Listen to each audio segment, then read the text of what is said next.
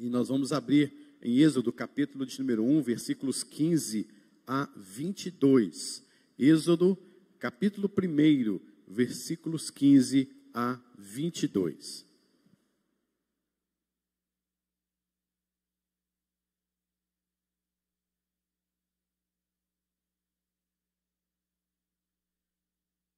Êxodo, capítulo de número 1, versículos 15 a 22. Diz assim: o rei do Egito ordenou às parteiras hebreias, das quais uma se chamava Sifrá e outra Puá, dizendo: quando servirdes de parteira às hebreias, examinai, se for filho, matai-o, mas se for filha, que viva. As parteiras, porém, temeram a Deus e não fizeram como lhe ordenara o rei do Egito. Antes, deixaram viver os meninos. Então o rei do Egito chamou as parteiras e lhe disse: por que fizeste isso e deixaste viver os meninos? Responderam as parteiras a Faraó: é que as mulheres hebreias não são como as egípcias, são vigorosas. E antes que lhe chegue a parteira, já deram à luz os seus filhos. E Deus fez bem às parteiras, e o povo aumentou e se tornou muito forte. E porque as parteiras temeram a Deus, ele lhes constituiu família. Então ordenou o Faraó a todo o seu povo, dizendo: a todos os que nasceram, aos hebreus, lançareis no rio Nilo, mas a todas as filhas deixareis viver. Senhor, santo é o teu nome, ó Pai, nesta manhã tão preciosa, neste dia, o dia das mães. Pai querido, que o Senhor venha falar aos nossos corações, em especial a cada mãe aqui presente, cada mãe participando, assistindo a este culto, a este momento em suas casas. Unge, Deus, a minha vida, fale ao teu povo. Não sou digno, ó Deus, de estar aqui à frente, mas sei, ó Deus, e confio no poder do teu Espírito Santo, que falará aos nossos corações e nos edificará. É no nome de Jesus que oramos. Amém. Meus irmãos, eu quero nesta manhã falar sobre mãe, o espelho da graça e da aliança de Deus. Quando a gente estuda a palavra de Deus, uma das coisas evidentes que tem que estar no nosso coração, na nossa mente, é algo que aconteceu lá no Jardim do Éden e que Deus prometeu em Gênesis capítulo de número 3, versículo de número 15. Que através do descendente da mulher, Deus esmagaria a cabeça da serpente. E por mais que essa serpente o fizesse tropeçar, o fizesse tentar tropeçar, o fizesse cair, mas ela nunca terá esta chance, a serpente nunca poderá fazer tal coisa, pois aquele pisará a sua cabeça. Então a vinda de um tal descendente foi sempre esperado durante todos os séculos dentro da nação de Israel. Mas houve sempre, queridos, uma briga, uma luta, uma guerra entre estas sementes, Satanás e o descendente. Em vários momentos da palavra de Deus nós vamos ver esta guerra acontecendo. E aqui no livro de Êxodo nós estamos visualizando esta guerra que provocou um caos e uma tragédia, mas que, na verdade, por detrás disso, num contexto mais remoto, num contexto mais geral, na verdade, é uma guerra entre estas sementes. E neste livro de Êxodo, é um livro que fala sobre o processo de redenção do povo de Deus. Quando você lê o livro de Gênesis, você vai ver então esta chama acesa no coração desses personagens. Você vê o próprio Abraão, quando ele leva o seu filho Isaque a ser sacrificado, mas Deus disse depois: olha, haverá um cordeiro, e esse cordeiro aparece ali, e Abraão sacrifica o cordeiro, porque era na verdade o símbolo daquele descendente, daquele que viria de vir. Eva, quando teve o seu filho Caim, ela colocou o nome Caim, porque um dos significados de Caim é esse, essa esperança do Redentor, a esperança daquele que nos livrará desta maldição, dada pelo próprio Deus. Mas esse descendente nunca chegava, e enquanto ele não chegava, Satanás, que é aquela serpente que ouviu a maldição de Deus sobre ele, estava sempre lutando contra a semente da mulher, lutando sempre contra aquele que nasceria. Inclusive, quando a gente vai mais lá na frente, nós vamos ver momentos tais como esse, que é a própria tentação de Jesus. Ali a luta se trava, a guerra se trava, é o próprio Satanás, é o próprio Cristo, o descendente da mulher prometido, e ali Satanás o tenta para cair no pecado. E no livro então do Antigo Testamento, quando você vai estudar o Antigo Testamento, isto você tem que ter como ênfase na sua leitura, que há uma luta entre as sementes, Satanás e o próprio Deus, em relação ao descendente que nasceria.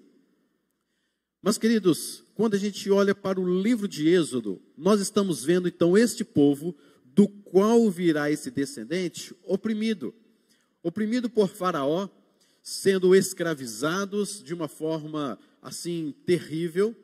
E Faraó, agora, ele está com um certo medo, porque vemos aqui no capítulo de número 1, acompanhe comigo, no versículo de número 7, que diz assim, que os filhos de Israel foram fecundos e aumentaram muito, se multiplicaram grandemente e se fortaleceram, de maneira que a terra se encheu deles.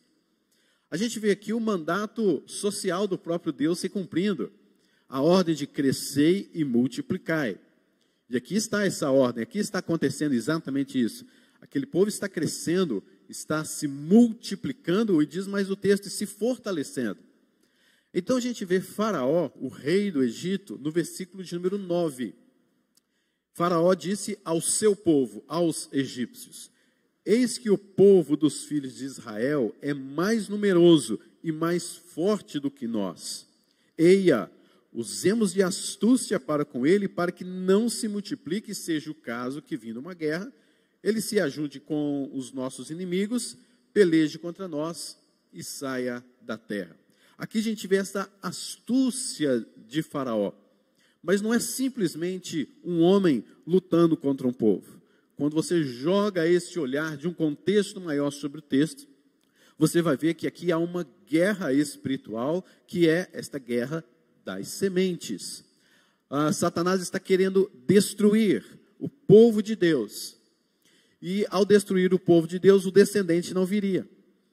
Então, isso é sempre no Velho Testamento, até a vinda do Senhor Jesus Cristo e até a sua segunda vinda também. Então, queridos, o que nós vemos aqui é esta sagacidade de Faraó. Faraó está sendo um instrumento usado pelo próprio Satanás, assim como Satanás fez lá no jardim do Éden. A serpente lá no jardim foi sagaz. Aqui Faraó estava representando esta mesma serpente, está representando o próprio Satanás, a sua astúcia contra o povo de Israel. E perceba que agora começa então, dentro dessa astúcia, uma escala dentro desta guerra.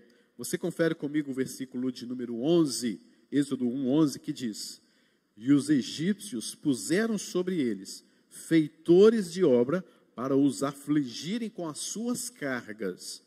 E os israelitas edificaram a Faraó cidades celeiros, Pitom e Ramsés.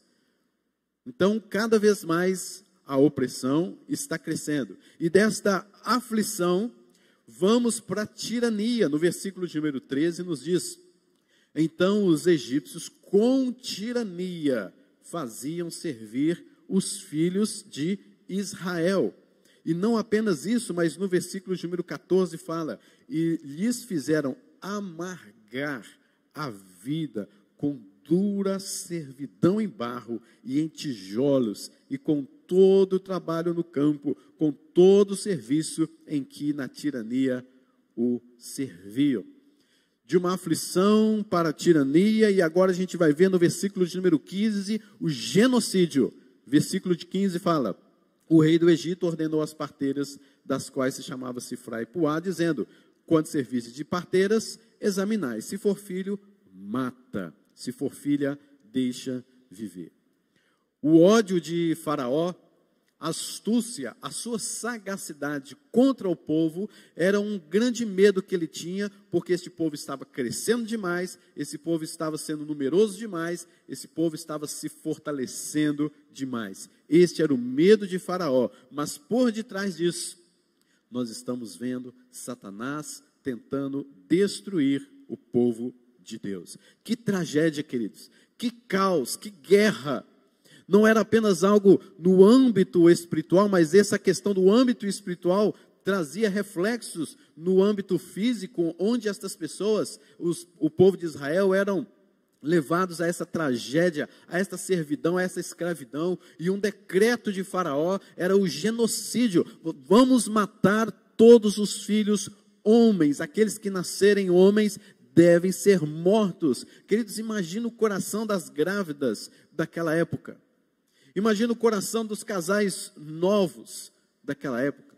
Imagine as famílias daquela ocasião. Que tristeza, que tragédia, que angústia. E diz mais o texto, e Moisés, o autor deste livro, ele não diminui, mas ele fala no versículo 14, lhes fizeram amargar a vida. É triste demais, não é?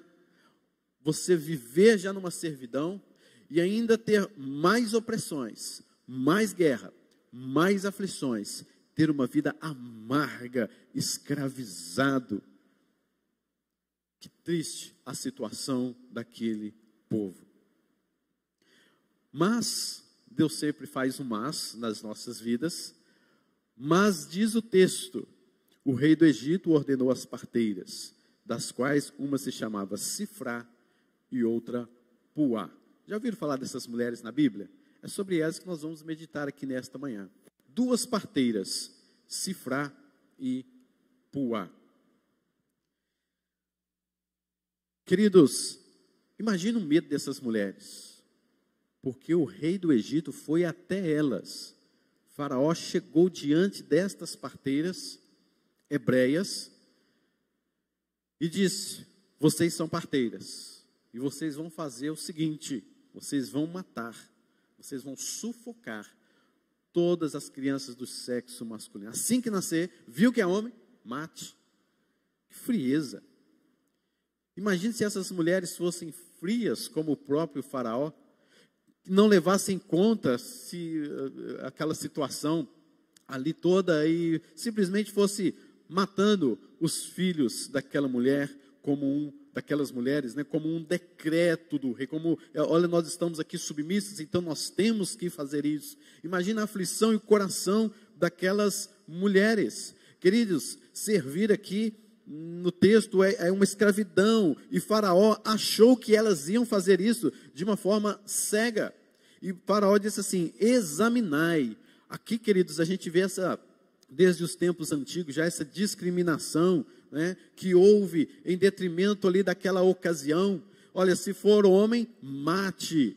Ou seja, já havia desde muitos anos toda esta coisa, desta guerra, né, de sexual, esta coisa do gênero, esta coisa de ideologia de gênero, esta coisa de quem é o mais forte, quem é o mais frágil. Sempre teve esta guerra, sempre teve esse problema na vida da humanidade.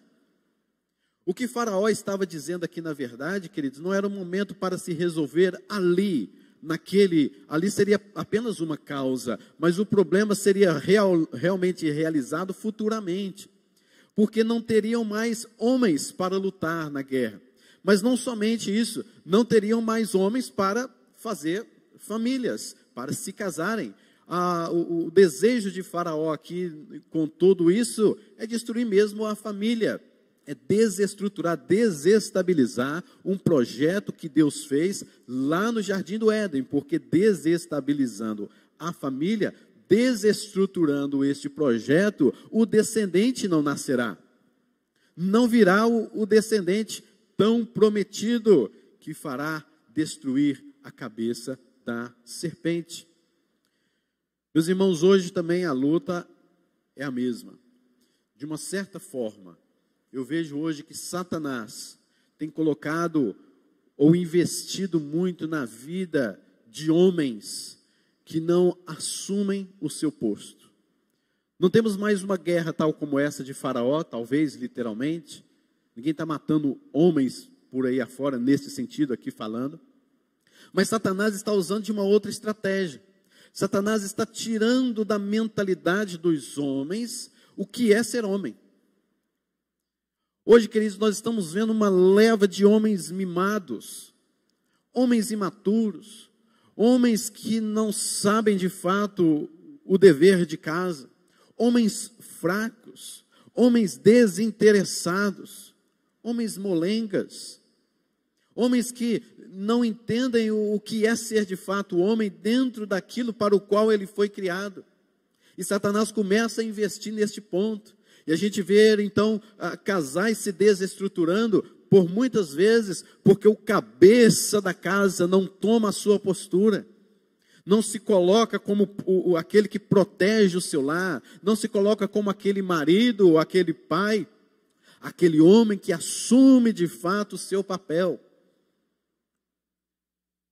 Isso resulta em famílias desestruturadas, isso resume-se em divórcios, isso resume em separações, em brigas, e aí problemas psicológicos com os filhos, problemas espirituais nas famílias, problemas relacionais dentro de casa, porque os homens estão sendo alvo de Satanás para não assumirem o seu papel e querer muito mais aproveitar a vida deles em particular e não dando atenção ao verdadeiro papel de um homem de fato, com a sua força.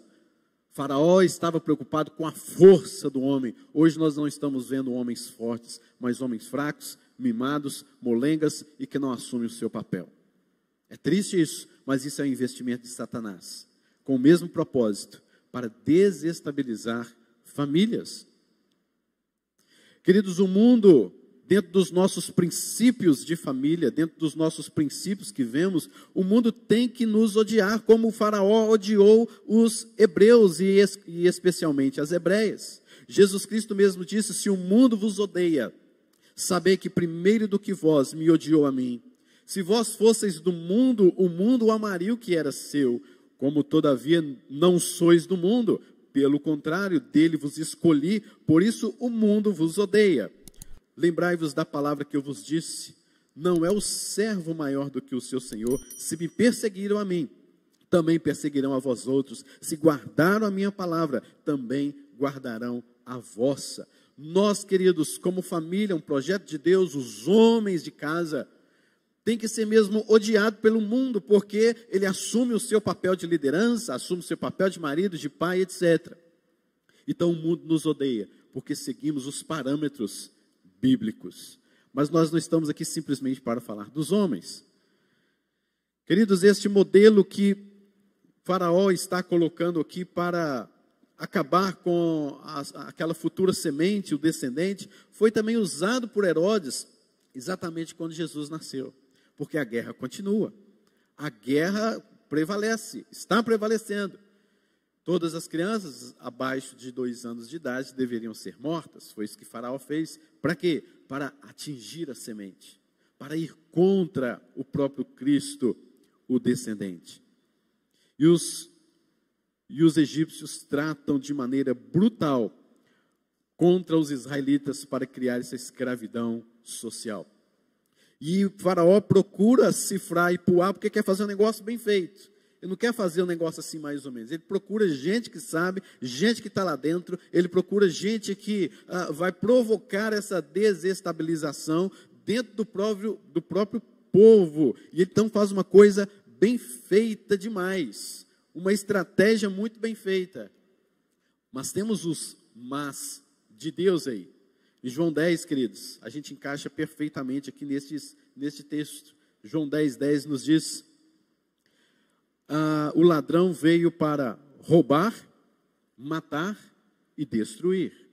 Jesus Cristo, em João 10, está fazendo uma leitura de todo o Velho Testamento, de toda esta luta contra a semente. E Jesus Cristo disse: eu vim para que tenham vida e a tenham em abundância. Vida.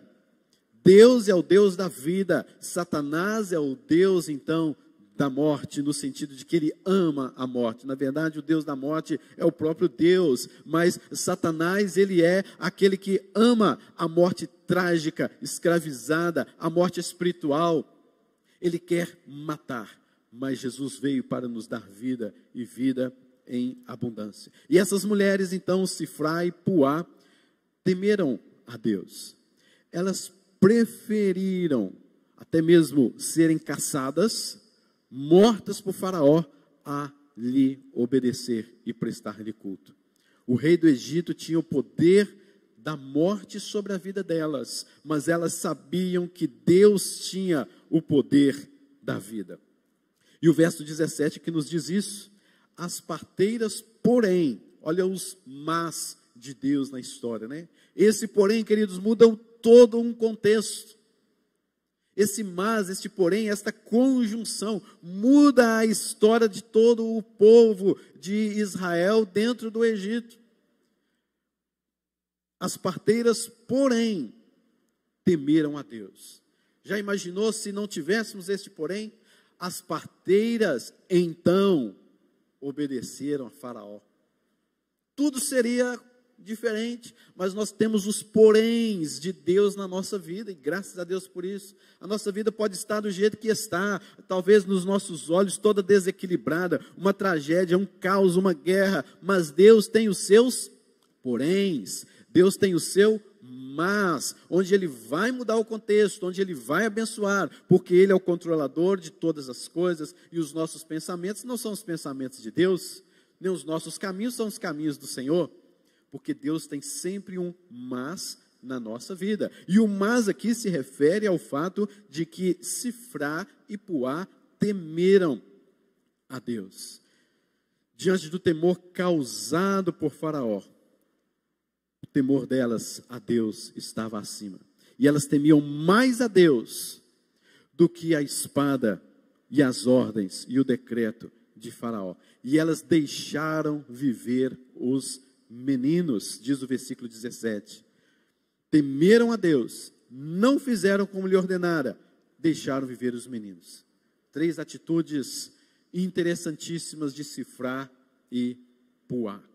Temeram a Deus, não fizeram como ordenou o Faraó e deixaram viver os meninos.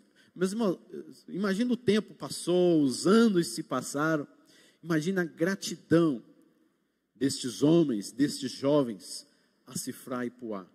Sifrá e Puá estiveram no coração desses jovens com certeza, quando mais tarde eles cresceram e souberam de toda a história. Talvez já não sabemos, mas talvez já adultas ou mais idosas, mas eles com certeza amaram Sifrá e Puá, tiveram boas lembranças, boas recordações destas duas mulheres. Agora você imagine o medo destas duas quando foram chamadas novamente à presença de Faraó. Olha só o versículo de número 18. Então, o rei do Egito chamou as parteiras e lhe disse: por que fizeste isso e deixastes viver os meninos? Aí pronto, né? O negócio parece que ficou feio para o lado delas. Por que vocês fizeram isso? Elas tinham que justificar. Elas tinham que falar alguma coisa. Essa, queridos, também é uma pergunta do mundo hoje. Para que ser mãe? Por que você deixou com que mulheres fossem mães? Hoje nós estamos vivendo naquele contexto, né? Meu corpo, minhas regras. Já ouviram isso? E por aí se vai acontecendo um monte de coisa. Para que ser mãe?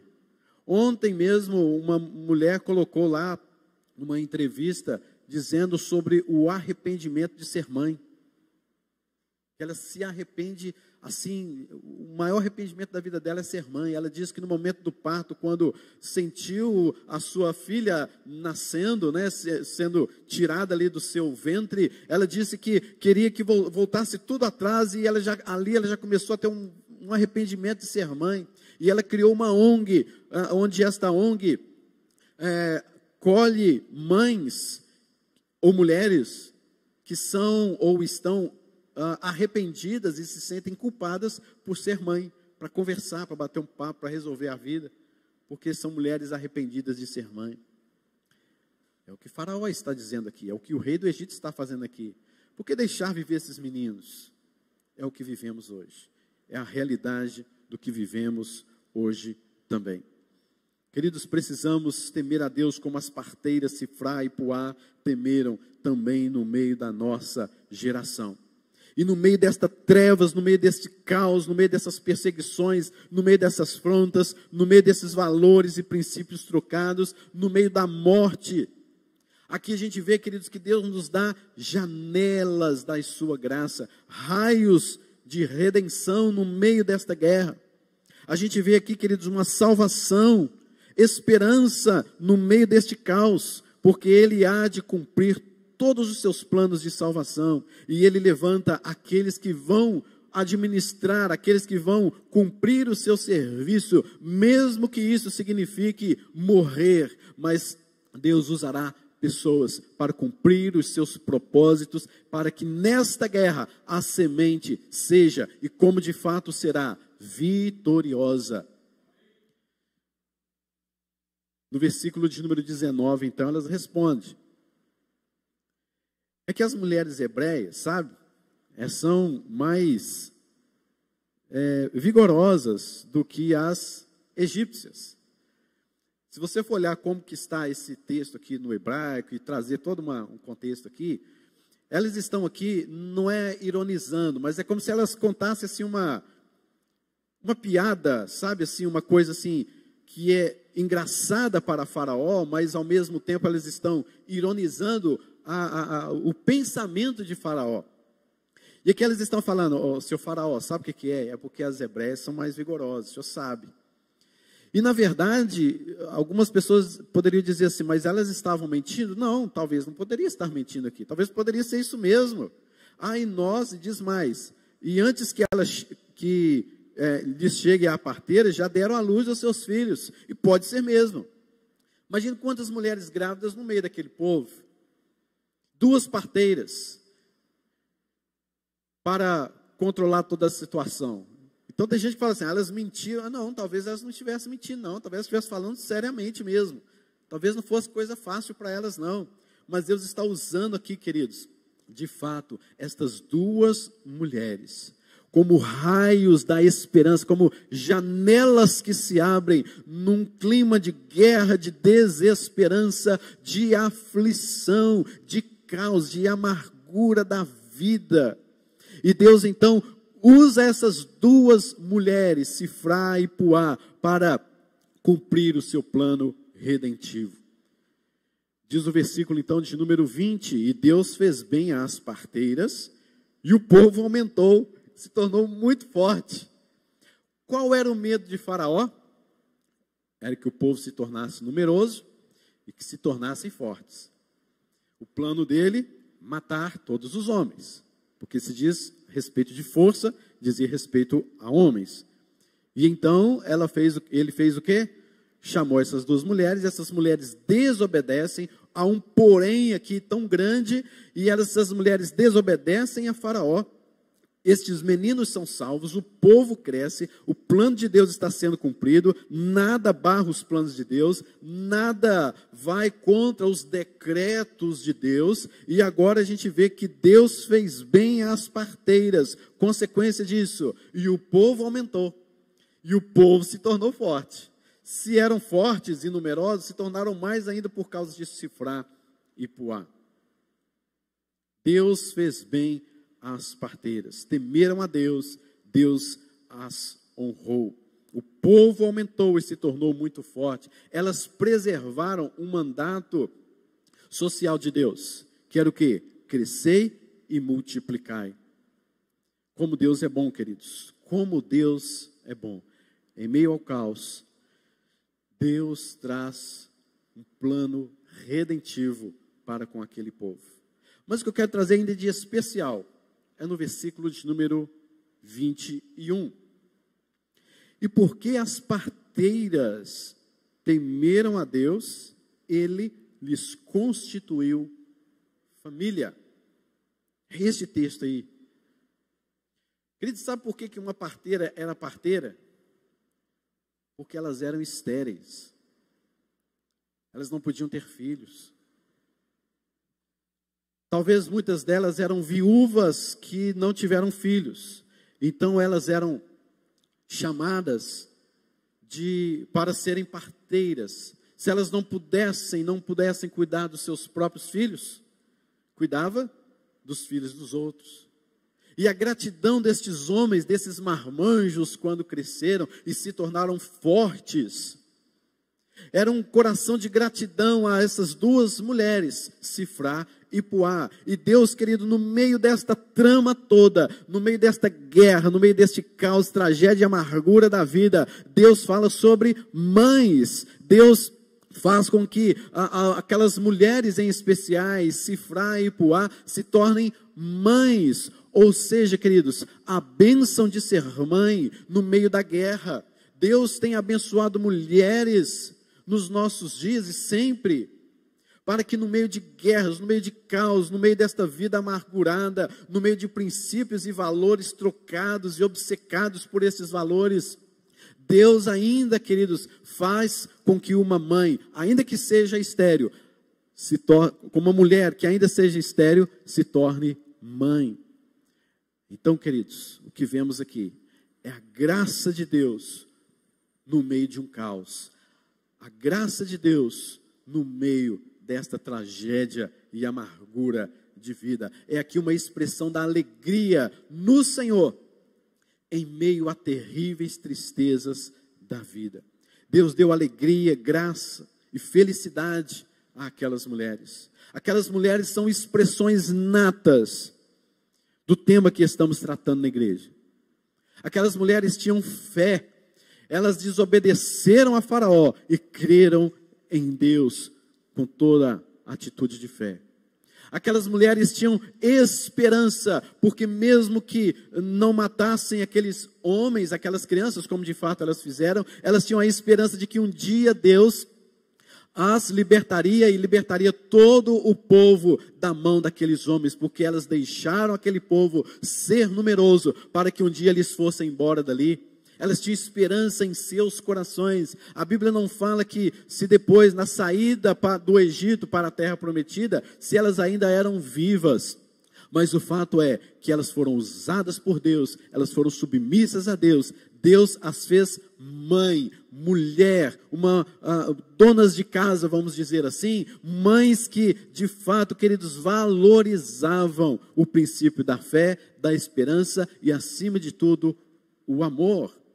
Elas tinham uma vida de devoção a Deus, de intimidade com Deus. Vidas que têm intimidade com Deus, de devoção a Deus, são vidas, queridos, extremamente abençoadas por Deus em meio às tragédias da vida.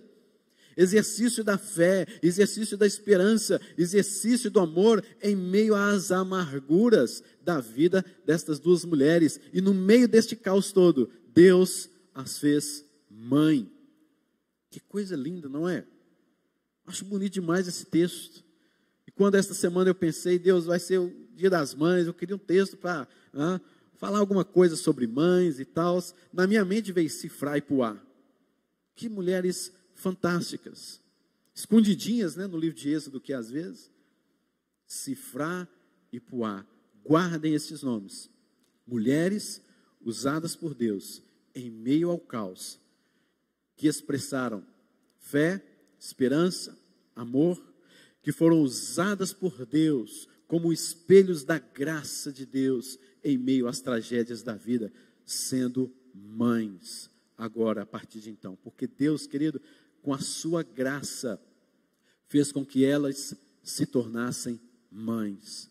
Com a sua graça, fez com que elas fossem usadas por Deus para preservar a aliança de Deus para com seu povo, para preservar a semente que haveria de nascer, Cristo Jesus, há milhares de anos à frente. Deus quer usar também a sua vida, querido. Você como mãe, Deus quer usar a sua vida. Ser mãe, queridos, é esse momento em que nós vemos aqui neste texto, de ser de fato aquela que é abençoada por Deus, para que as bênçãos de Deus caiam sobre este mundo. As mulheres, aquelas que são mães, são reflexos da graça de Deus, porque em meio ao pecado, em meio à condenação, em meio a este caos todo que também vivemos, há de fato a graça de Deus abundando sobre a vida de mulheres, porque ainda assim elas podem ser mães. E Deus cura estéreis. Deus cura estéreis. Nós temos prova disso na nossa igreja. Nós temos prova disso em nossas famílias. Nós temos provas disso, do milagre de Deus, porque Deus é gracioso, porque Deus é bondoso e faz as coisas acontecerem. Para terminar, queridos, algumas lições que aprendemos então com Sifrá e Puá. Em primeiro lugar, mãe é aquela que teme a Deus mais do que as exigências desse mundo. Elas se tornaram mães porque um dia, pela graça de Deus, elas temeram mais a Deus do que as exigências de Faraó. Temeram mais a Deus do que as exigências deste mundo. Ser mãe é isso. É ser, querido, aquela que teme ao Senhor mais do que as exigências deste mundo. Queridos, o Brasil, em um ano, houve mais de 1 milhão de abortos. 1 milhão de abortos só no Brasil. 67 países do mundo adotam o aborto como sendo uma decisão da mulher por não desejar ser mãe. 67 países. Isso abrange no total de 590 milhões de mulheres que praticam, não que praticam o aborto, mas que abrange a vida dessas mulheres. Se elas desejarem um dia não ser mãe, elas estão fundamentadas na lei do seu próprio país. As exigências deste mundo são terríveis. Os filhos devem ser criados dessa ou daquela maneira. Você não deve ensinar o seu filho se ele é macho ou fêmea, se ele é homem, se ele é menina. Deixe com que ele mesmo decida. São as exigências do mundo. A desconstrução que está operando no nosso mundo são as exigências do mundo, mas a mãe que teme ao Senhor, esta mãe não teme as exigências do mundo, porque é aquilo que as Sifrá e Puá falaram para Faraó, dizendo: as hebreias não são como as egípcias. As hebreias não são como as egípcias, porque elas temem a Deus. Segundo lugar, mãe é aquela que preserva a vida em meio à guerra. No caos, Deus age na vida dessas mulheres para cuidar dos filhos das outras. E nós, queridos, estamos vivendo também em caos na criação e no cuidado para com os filhos. Não somente, é lógico, não estou aqui dizendo somente que isso é culpa da mãe, do sexo feminino, etc., né? Mas, como hoje é o Dia das Mães, muitas vezes, queridos, o cuidado de uma mãe para com o seu filho tem sido o cuidado onde falta zelo e temor. Deus quer usar mulheres não nos seus aspectos feministas destes princípios de hoje, mas mulheres submissas a Ele para cuidar de filhos e que sejam instrumentos de Deus nesta terra.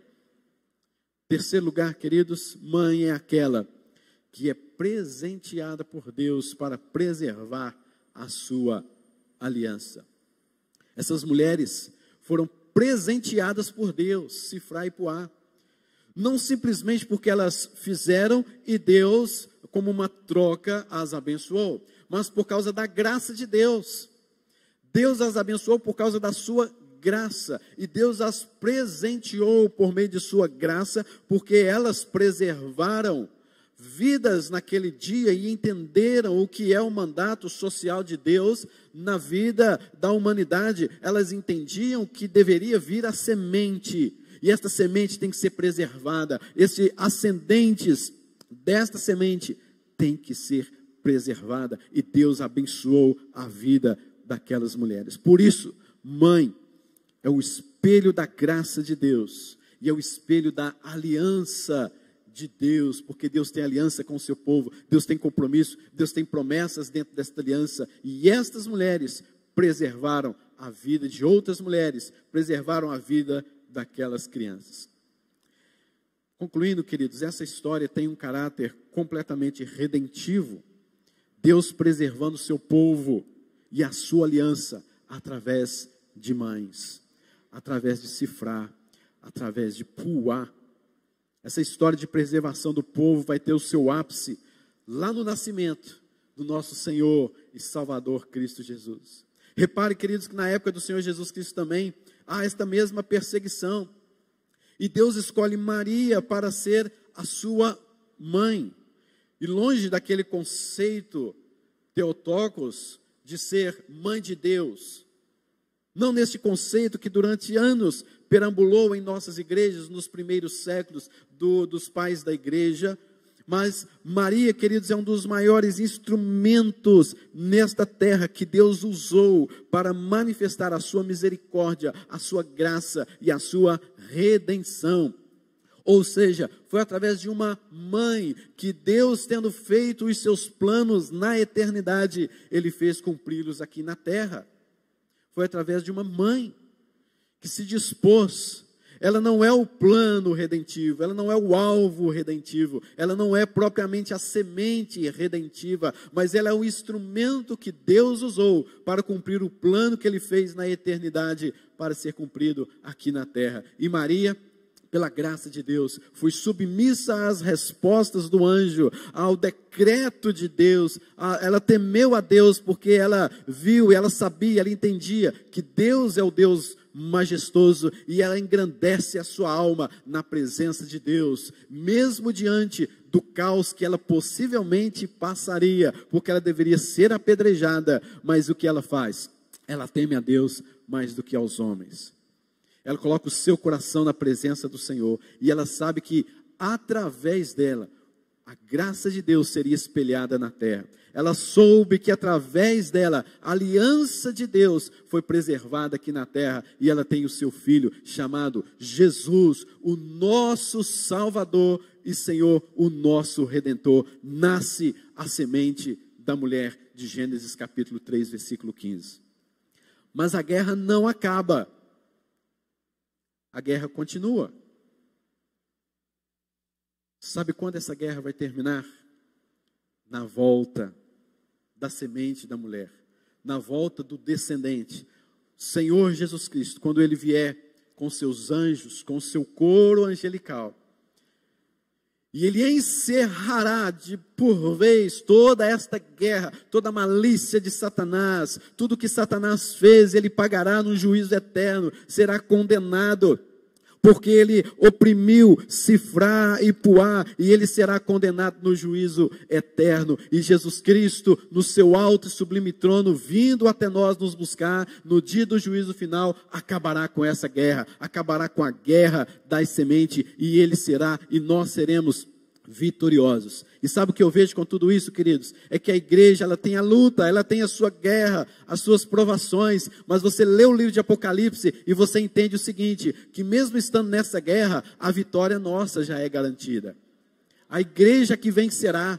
Não são partidos políticos, facções, princípios, grupos, ONGs, sociedades de não sei o que vencerão no último dia, mas a igreja do Senhor vencerá, porque Deus preservou a sua igreja em toda a história redentiva, através das mães. Que Deus abençoe sua vida, mãe, que você saiba de fato o significado do que é ser mãe. É o espelho da graça de Deus em meio ao caos. É ser o instrumento de Deus para a preservação da sua aliança aqui nesta terra. Parabéns, mães, que Deus abençoe, em nome de Jesus.